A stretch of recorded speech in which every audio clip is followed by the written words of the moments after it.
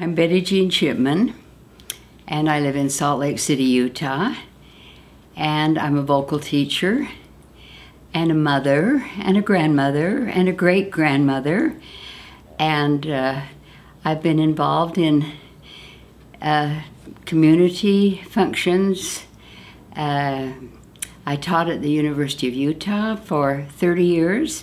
Also a term at BYU, Brigham Young University in Provo. I now have nearly 19 great-grandchildren. In fact, I'm expecting one today.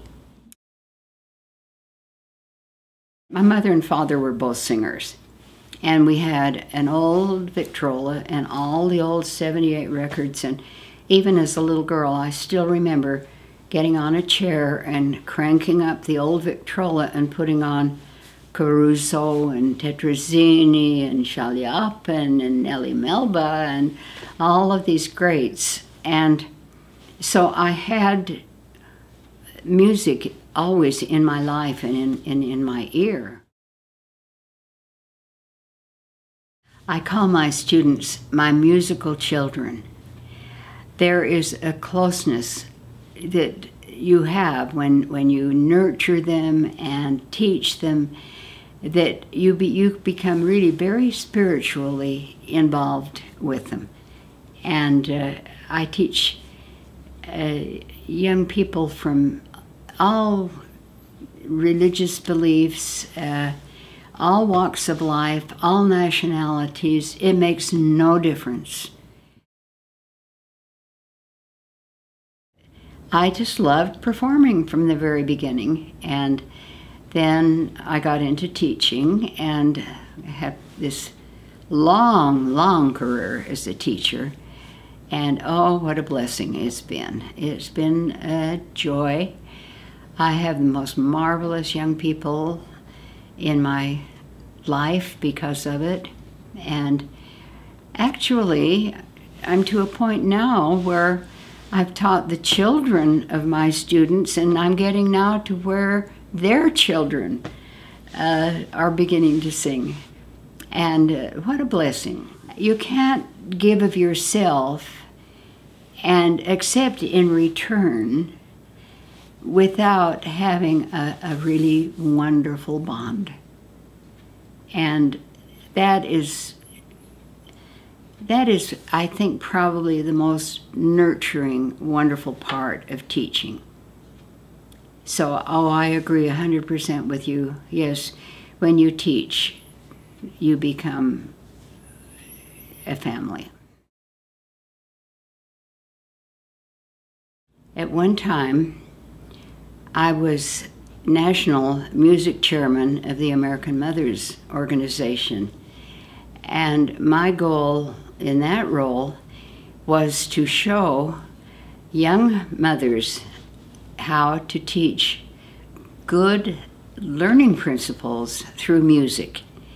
And we had a wonderful program set up where we had books and tapes and this kind of thing with good lessons on health and safety and being tidy and neat and being honest. And when children learn something through a jingle or a song, they learn it in a much more thorough way. It really goes into a deeper sense. And so that was a very important role, to help people use music in the home. Music feeds the soul. There was a period of time about 30 years ago, oh my goodness, and maybe even more than that, where it was really popular in this area to do musical reviews of current Broadway musicals. And I was doing this kind of thing with some friends, and we just had a ball. We would just play the characters, and we had wonderful pianists, and we'd tell the story and fill in the songs, and everyone loved it. And we went all around the state doing that kind of performing. And then my husband and I went to New York just as Sound of Music was on Broadway. And of course we fell in love with it. And actually, I don't think the music was even printed in a copy yet, but the record was available. So we bought the record and came home, and I had a wonderful accompanist that could listen to it and take it off the record. And so we had 5 children, and so I put my 5 children into the children's roles, and we went all around. I dressed them in, I'll show you a picture of it. I dressed my daughter in a dirndl and my boys in lederhosen, and we went all around the country, the state, singing Sound of Music, and it was such a ball.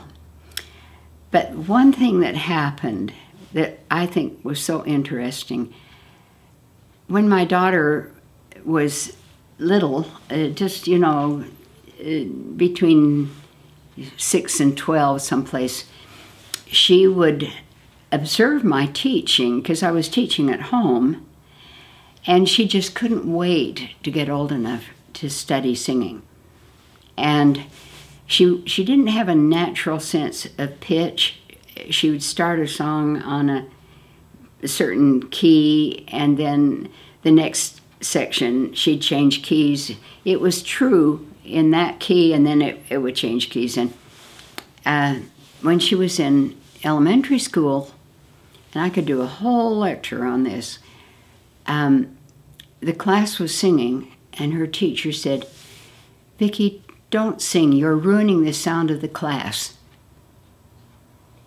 Well, it nearly broke her heart because of her background of being in music, and, well, she was heartbroken. Well, one day when she was 17, we were doing, she's 5 years older than my boys. I have 4 boys, Vicki, and there's that space because of the war. I probably would have had 12 children if it hadn't been for that. But she was about 17, and we were performing for a group, and she came off stage after singing 16, going on 17, and I said, "Wow, you're sure singing up a storm today." And she said, "Yes, Mrs. So-and-so, my 4th grade teacher, is in the audience." And I thought, how wonderful. And I hope that teacher remembered telling her to not sing, because I don't think anyone has the right to tell somebody not to sing, even if they're a monotone. They still should have the privilege of expressing themselves through the song as they can and as they feel it. I'll be 90 next in March, and I still have people waiting to come. And after I did these 2 lectures, I've had 3 or 4 people from down in Provo ask if I couldn't possibly work them in.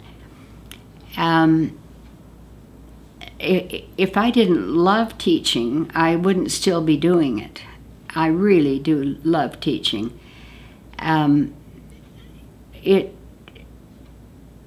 It's really interesting. The days that I teach, I feel much better physically and emotionally than I do the days I don't teach, because I'm giving. And the beautiful music and the beautiful people, and then knowing that I can be of help to them. Maybe that could be added. Knowing that I am being of help to people at this stage of my life is a very, very important thing.